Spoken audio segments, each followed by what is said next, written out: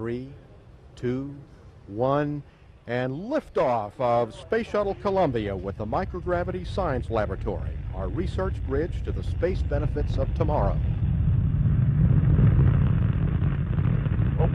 Houston. Roger, roll, Columbia.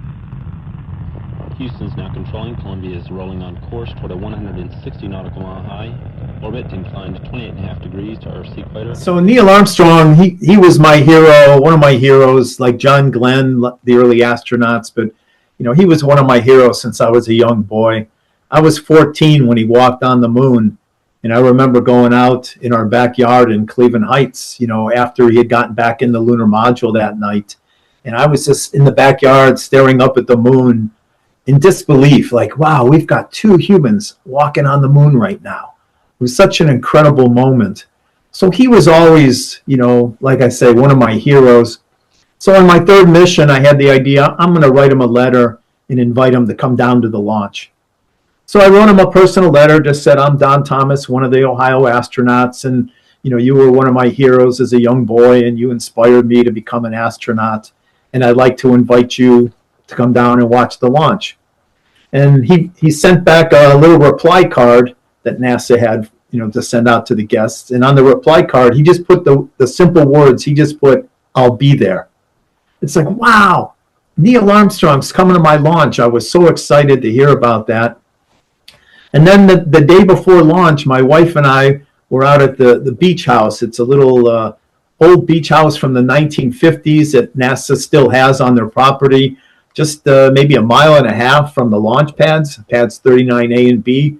And it's a place that the astronauts can go and relax and just get away from the stress a little bit. So my wife and I were walking on the beach at this beach house the day before launch, and NASA management called out there and said, hey, Mr. Armstrong wants to meet you. So my wife and I, we got in a car, we drove back to our crew quarters, maybe a 10-minute drive, and Neil Armstrong was there with his second wife, Carol. And I tell you, flying in space 4 times was pretty cool, Evan.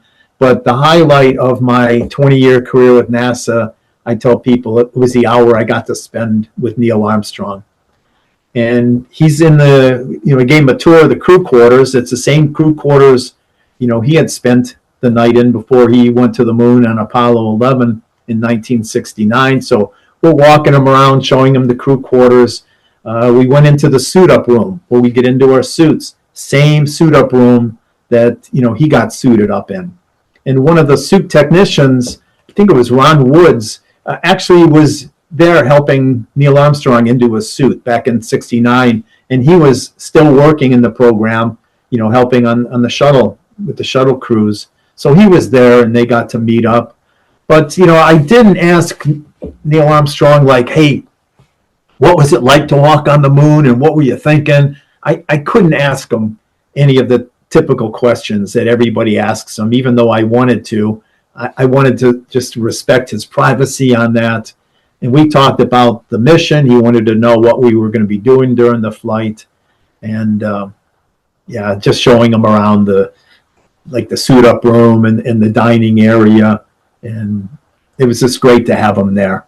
NASA got mad at me because he came down as my guest. NASA invited Neil Armstrong to every launch. They would send all the former astronauts automatic invitations from NASA headquarters in Washington, D.C. for every launch. We'd like to invite you to the launch. He never accepted those, but he accepted mine, and he was listed as the guest of Don Thomas instead of NASA headquarters. So NASA was a little bit peeved at me because he was my guest and not theirs. I thought, well, he's here for the launch. I mean, isn't that what you want? So at the end of our hour together, it was time for him to leave. And when he was leaving, I shook his hand. I said, Mr. Armstrong, I'm just so thankful that you're here. It really means a lot to me that you came down for the launch. And I asked him, I said, how long are you in town for? Meaning, how long are you going to stay in Florida? And he looked me right in the eye. He said, how long are you in town for? Meaning, I'm going to stay here until you launch. And to have Neil Armstrong tell you that, it's like, wow. We launched right on time the next morning. On launch morning, he visited the Launch Control Center, And that's where my wife, the spouses, watched the launch from the Launch Control Center. He stopped in there to see her. He was with Wally Schirra that day, so the two of them were there. And so he just wanted to greet my wife.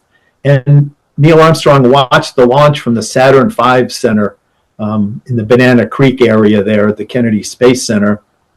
And that's where my mom, she's in a family viewing area in bleachers there. And Neil Armstrong found my mom just to greet her as well.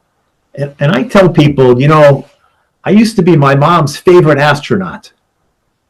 And then I got bumped down to number 2. But that says a lot to me about what kind of human being was Neil Armstrong. Here he is, launch morning. He's got a lot of attention, a lot of people around him. He's looking for my mom.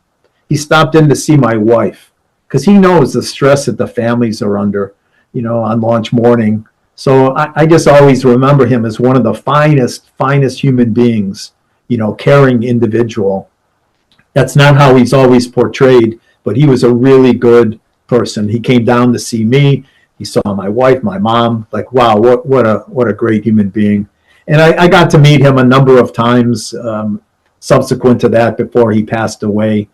And I saw him one time. I was walking through Mission Control, and he was in a little conference room just sitting by himself. And I'm walking down the hall, and I noticed him. So I just went in. Hey, Mr. Armstrong, how you doing? He says, doing great. And he said, hi, Don, how are you? You remember my name? He said, how's Simona, my wife? And so we're just chatting. He was waiting to do some interview there for some press event. But it was always great just kind of bumping into him and seeing him around again. Did NASA understand that it was because you sent him a personal letter, not, the generic card that they sent, that's probably why he responded? I don't know. I'm guessing you send somebody a personal letter, that's going to have more impact than just a form letter or something that he gets every month there. And we had a crew secretary that helps organize the guests and helps, with the crew when they're assigned to a mission. And she's at the Kennedy Space Center. So all the guests that come down for launch, they have to register, get their credentials, their passes, things like that for the launch. So they have the first table is set up for guests of NASA headquarters in Washington, D.C., VIPs from NASA headquarters. The next table set up were official guests of the Kennedy Space Center, VIPs of the Kennedy Space Center. And then further down the line was the very last table, and that was for guests of the astronauts. So Neil Armstrong's wife, Carol, she walks in. He was parking the car. She walks in. She walks past the headquarters VIP table check-in. She walks by the Kennedy Space Center VIP table check-in, and she goes right to the crew table, and she's checking in there, talking with our crew secretary, who was Beth Turner. That's her name. And then after about 5 minutes, Neil Armstrong comes in. He walks down the hall. He walks right past the headquarters table, right past the Kennedy Space Center table, and ends up right at the crew table there. And I think the other tables were just looking there with their jaw down like, wow, what's he doing over at that table there? So I never understood why they got annoyed at me, that he accepted my invitation. On another one of my missions on the STS-70, I invited John Glenn to come down. And he didn't come to our launch, but he came to the Johnson Space Center and spent a day with our crew.